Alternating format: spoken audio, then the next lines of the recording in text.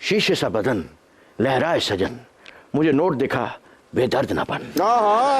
वे मैं तेरे कड़े दी मच्छियां हथ पाके ते फड़ मैनू सजना वे।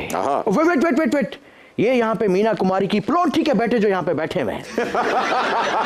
मेरे इस माफिया जमीर को जरा नृत्यकारी में ले आओ, कुछ गाओ। जी जी, खंडू खान। शीशे सा बदन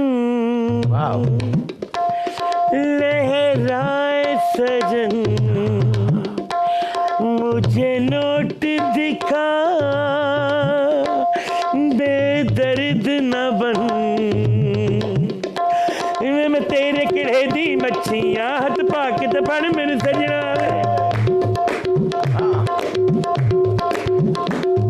मैं तेरे किड़े दी मच्छियां हथ पाके ते फड़ मैनू सजना वे।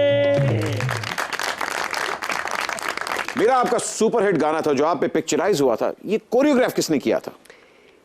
पप्पू सम्राट। वाह वाह पप्पू जी, सम्राट ही लगे हो। आहा क्या बात है। मेरा जी लोहे लेलन का शाहरुख खान तो आपके साथ जाली डीले कर रहा है। आप तो वैसे भी मुंबई से होके आई हैं, वहां तो आप वैसे भी गौरी को और शाहरुख खान को भी मिली थी, तो रेड चिली एंटरटेनमेंट ने आपको कोई प्रोजेक्ट ऑफर नहीं किया?